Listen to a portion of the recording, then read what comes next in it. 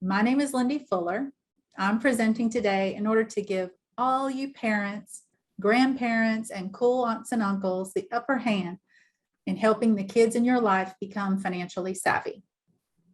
My colleague, Michelle, will be typing responses in the chat to make sure that I don't miss anything. She'll mention it if she doesn't want to just answer it herself.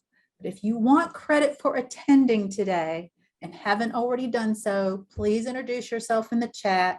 Sometimes what's visible is showing you're in attendance is not your name or is not understood as your name. So we want to make sure that that's in there. Please do that at any point throughout the presentation. Today, we'll be discussing why kids need to be financially savvy, their buying influences, what their money motivators are, how they learn about money, ways you can use effective tools and activities to teach your school-aged kids basic spending and saving behaviors based on your personal money values. And finally, how we can use an allowance effectively. It might be good to start off with a poll. How much do kids under age 12 impact what parents buy, and how much is spent monthly? What do you think? One of those is the answer for the average child. Now, according to Viacom CBS, an article called Kinfluence, How Kids Influence Buying Behavior, kids have a tremendous influence on consumer spending.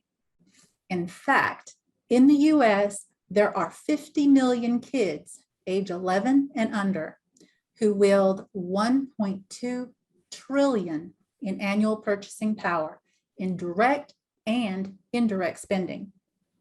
Their opinions today will influence consumer trends far into the future, as 25% of brand preferences that they have now persist to adulthood. So we've got all the participants. Let's end the poll and share. Notice there's quite a mix. Very good. Nice mix. Who got the right answer? We only had 3 with the right answer. And the answer is, wow. So now we know why they need to be financially savvy. There are major buying influencers now, and they'll continue to influence their family spending habits as they grow into adults. That same Viacom article says, parents consider themselves the voice of reason when it comes to making buying decisions, weighing the options, the rest of the family, and managing the purchases. Kids are often the arbiters of what's cool, serving as the information gatherers and advocating for specific brands. What do you think about those statistics? Are you surprised? It amazes me that such a high percentage of kids are aware of the household budget. Other family members, internet and TV ads are a top source of intel for parents and kids alike in the exploratory phase of the purchase process. Our kids and we adults see and hear hundreds of ads per day, whether we realize it or not. The Viacom study yielded some interesting rational drivers and emotional drivers between kids and parents. When considering which option is the best, kids and parents value purchases that encourage family time, but also have very different motivations. When it is time to buy, parents spend 60% more when their kids are involved in the purchase decision. Wow. The motivations of parents balance the desires of their kids with the needs of the family. As much as parents want to teach their children life skills, they also want to make them feel respected. And while costs are always a consideration, so is the occasional splurge.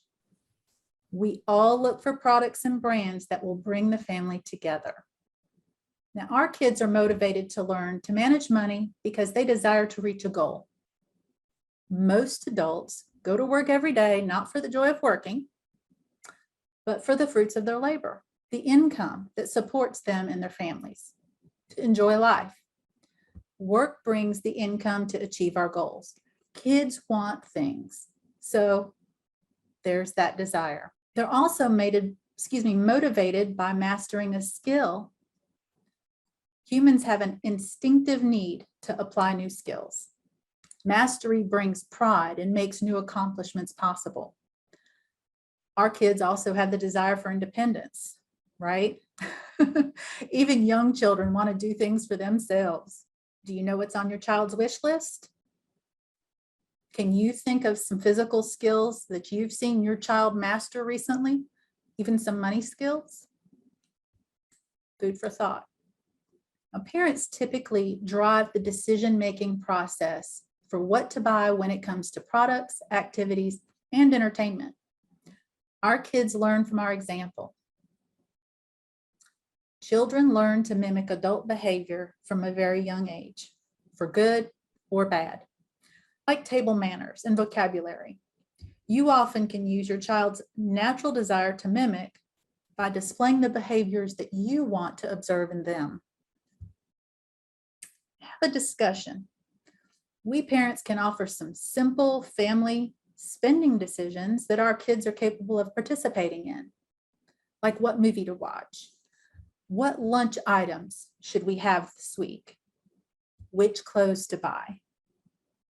You might even been doing this not realizing it, but if so, that's a good thing.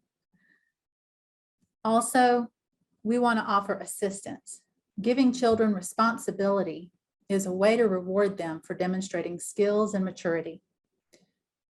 Letting your child assist siblings with simpler consumer tasks is a good way to let your child practice them and become a role model in turn.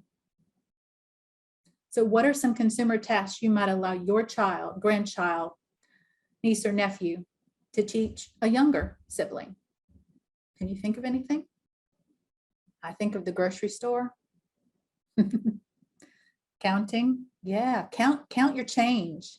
So kids also learn about money by choice. As children grow, they become better at thinking ahead. Although a preschooler might be unable to anticipate more than a few hours in the future, an elementary age child might be able to anticipate a delay of days or weeks. Think about some goals that your child might choose. But be sure to tell us your child's age. That's a factor. So goals might be video game, theme park trip, maybe some tennis shoes. Kids learn to plan when they work toward goals that they've chosen, not those that have been assigned. Only personal goals are truly motivating. So that's important in your conversations. Planning as well. A child with a personal goal is more receptive to creating a plan to reach the goal and take the necessary steps to achieve them. Also, growing maturity and freedom is a factor. We're going to praise our child for setting and achieving a goal. Demonstrate that this is an accomplishment that you value and will reward with increasing privileges. I know that getting a phone was a huge milestone for my daughter. Kids also learn about money by making mistakes. Avoid bailing out a child who chooses to spend money unwisely. That can be difficult. Hard knocks early in life cost less than hard knocks later, though. Have you learned money lessons by making a mistake? Did you ever buy an expensive fad item or even bounce a check?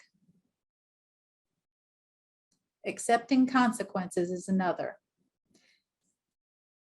If a younger child decides to spend money on a cheap toy that breaks soon after you purchase it, don't buy a replacement. Explain that because money is limited, they should think about the item's quality and the decision to buy it next time. Was it based on ads? And did your child learn anything from it? If an older child overspends on expensive brand name shoes or has nothing left over for the movies with friends or an unexpected treat, don't bail them out. Explain the benefit of budgeting their money to last until more comes. Children learn from their mistakes if there are consequences. Adults learn from their mistakes if there are consequences. So when a parent continuously bails out a child for their mistakes, there's no consequences. Are we as parents continually replacing a lost or damaged cell phone, for example? If we're quick to do that, there's no consequences for our child's negligence. And although it might be a convenience factor for us, they're not taking very good care of that item, and it's costing us. The same is true if a child spends their allowance in one day, then wants to buy something later.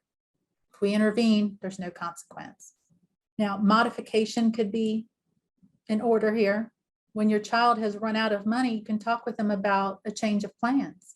For example, is there less expensive alternative to going to the movies? How could your child avoid spending mistakes in the future?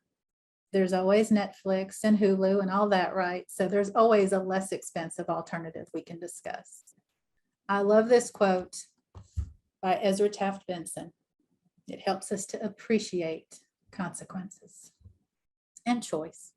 Now, the following 6 tools are meant as general guides for parents and children. They are not the only ways to teach essential consumer and personal finance skills. They might not even be the best methods for your child.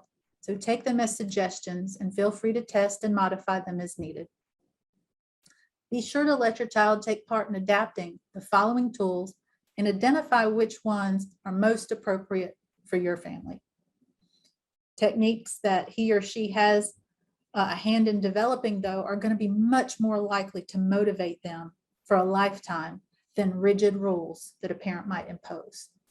Children need to set goals. So in doing so, they need our help seeing the differences between what they must have and what they really like to have. Teaching this by sharing your reasoning in choosing them with alternatives in reference to their money. What are some examples you can think of that you need versus what you'd like to have? Well, we need nutritious food, affordable shelter, clothes for work, but what are some examples of things you want?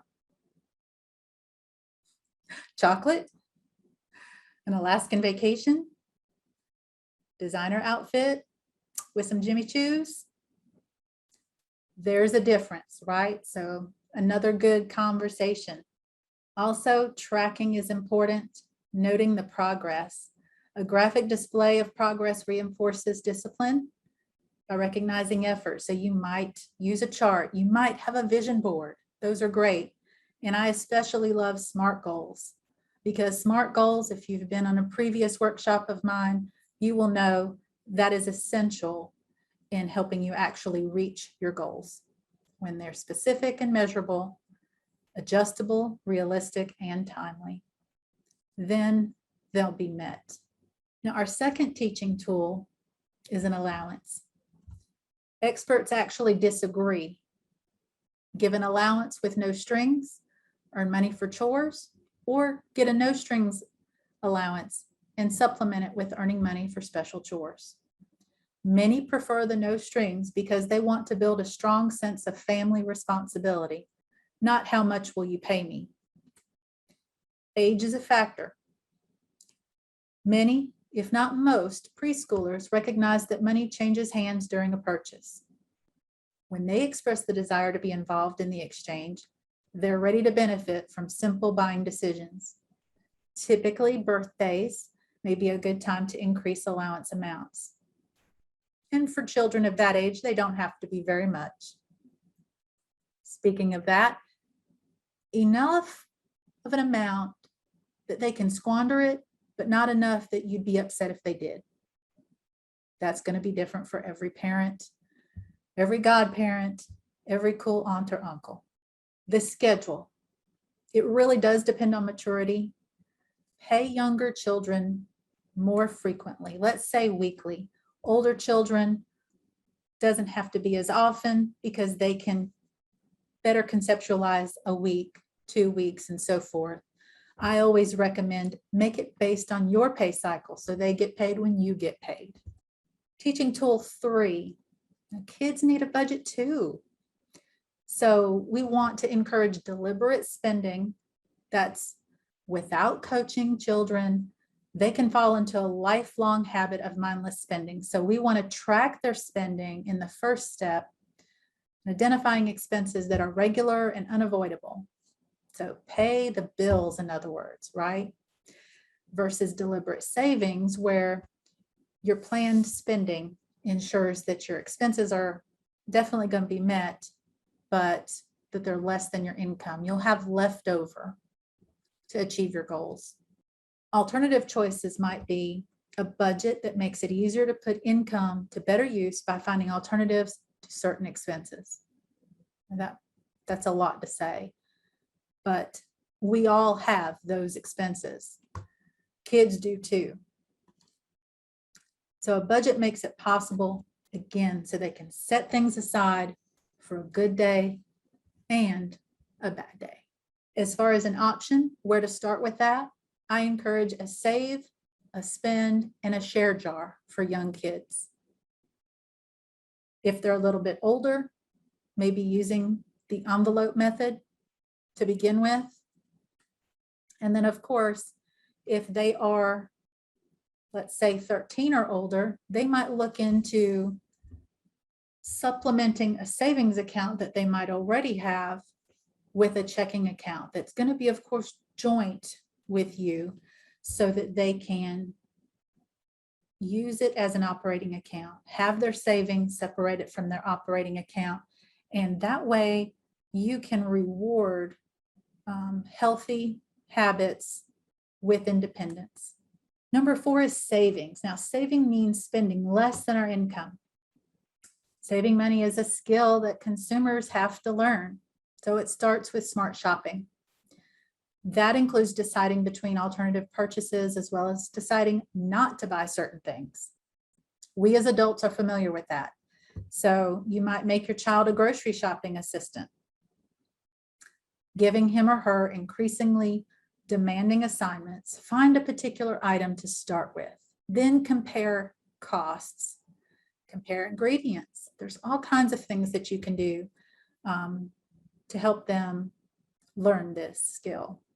Try the following activities to challenge or motivate them. Help them set up a savings account at the credit union, perhaps our credit union, dumping their piggy bank into the coin machine, and adding to build positive savings habits. Consider matching your child's deposits at a set rate up to a certain amount if you'd like to incent them to save. I always appreciated incentives growing up. Now, Michelle, did we have anything we need to address in the chat for everyone's benefit? We had a couple of great comments.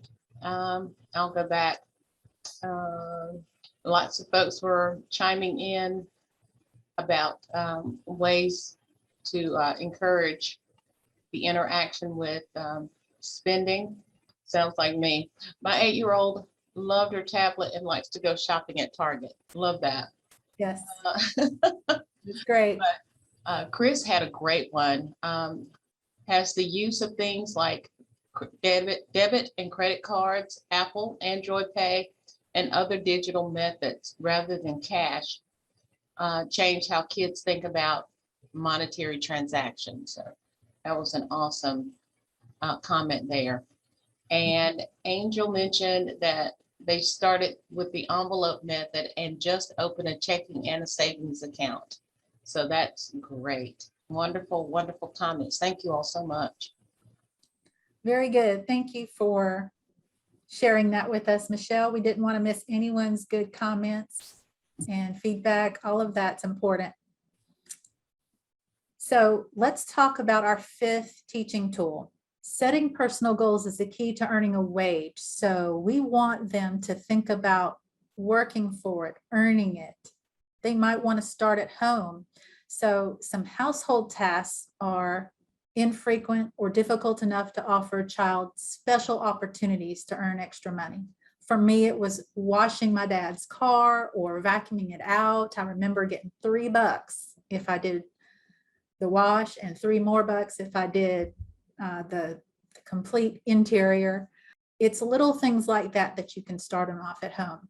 Make sure though that your child agrees to the terms before the work begins. What the pay is, what it entails, what constitutes a completed task. You might also see about the available options in your neighborhood. Lawn care, babysitting, those are typical gateway jobs for entering the workforce, as it were. But your child might have their own passion. They might have something that speaks to them. You see the lemonade stand is there. That's perfect for the occasional neighborhood opportunity. You don't want to forget, though, that whatever they do, want to help your child be sure that they're meeting the standards of performance that that job is going to undertake, especially in the neighborhood. You got a reputation to uphold, right? This might be including honoring commitments, keeping income and expense records, budgeting, and even paying taxes, depending on how old they are and how advanced their job is. You might begin the discussion on investing by explaining that investing is about putting your savings to work by taking advantage of two key factors: compound interest and time. Now, compound interest refers to leaving an investment untouched so that you earn interest on both your principal and your interest previously earned. Time, the longer you allow compounding to do its magic, the more money your principal and interest earn, and the more your investment is worth. Frequency or regularity is the more often you add to your principal, the more dramatic your investment grows. Now, if investing is hard to explain, why not speak with a trusted retirement and investment professional and look into programs that encourage wise investing and make it simple? I've recently run across something called Stockpile, and I was very impressed with how easy it was and how simple the process was explained in helping our children take advantage of investing digitally. After leaving 8th grade, students have a short 4 years remaining before they are expected to be independent adults. Students who haven't begun to develop money management knowledge and skills by 8th grade will be hard pressed to catch up. Given the academic and social demands of high school, they also might have developed bad spending and planning habits up to then, and it'll be harder to unlearn. Parents who start their children's personal financial education in elementary school increase the odds that they will develop the knowledge and confidence they'll need by age 18 to be a self-reliant individual and be able to support and take care of themselves for the future. I know that's what I want for my child. We could trust to luck and send them out into the world hoping for the best. But if we consider what's at risk, is it worth it? Can we find various teachable moments in each day then to help make this happen? A teachable moment is when your child's interest is focused. Be ready to respond to your child's curiosity right away. When are some circumstances to look for that? Well, getting cash from an ATM or using a debit card is a good time to explain what you're spending, that you're spending money and that you have to put it in your account earlier. Using a credit card is a good time to point out that you're borrowing money and will have to pay interest if you don't pay it back in a short time. Stop teaching as soon as your child's interest is satisfied. You can revisit the subject the next time you get the chance.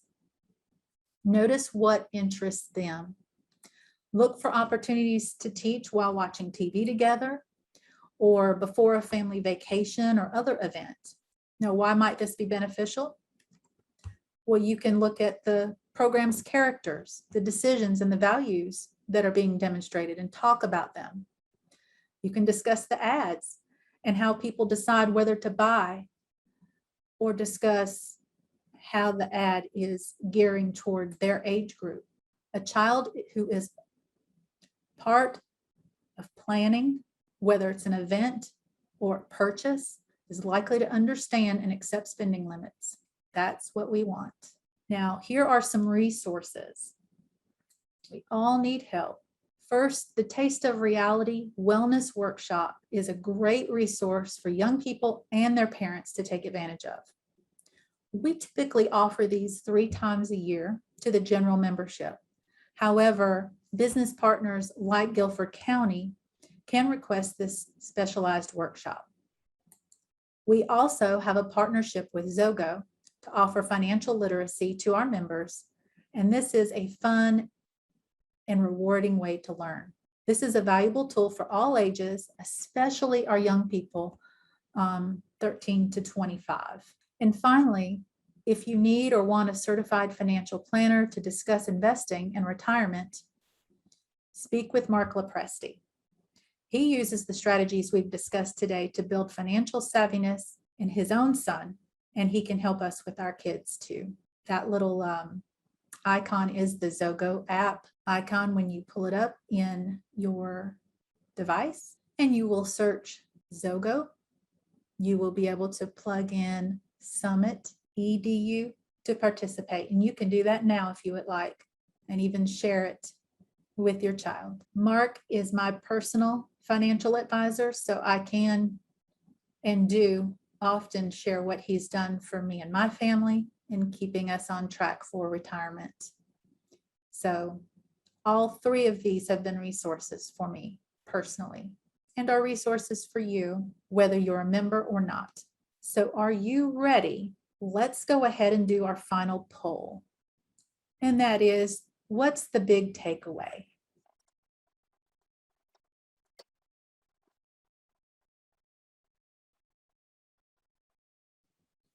And we've got 18 out of 20 participating. Give it a few more seconds. All right, we'll go ahead and end it with 19. So we can see that a little bit of everything that we talked about today was beneficial for someone. It seems like the teaching tools were the most impactful, followed by realizing how big an influencer your child could be. Then the 3 ways kids learn about money. Very interesting. I'm so glad you all were here today and were able to take advantage of that. This is basically your checklist to be sure that you teach your elementary or middle school age child about money. Be sure that you're understanding why they need to be financially savvy, how much of an influencer they are, what their personal money motivators are, how kids learn, using those teaching tools wisely, using an allowance appropriate for their age and maturity level, as well as you personally taking teachable moments each day to help keep them financially savvy on their path. With those resources, you do know now where to go for help. And we, of course, as Summit Credit Union, are a resource for you always as an adult. So we want you to plug in to anything and everything that we have that's at your disposal. If you don't see something that you would like us to offer, please let us know. We can always put that request into the board and make it known that that's something that you want. Finally, I just want to say thank you for participating. I hope you feel more equipped in raising a financially savvy kid.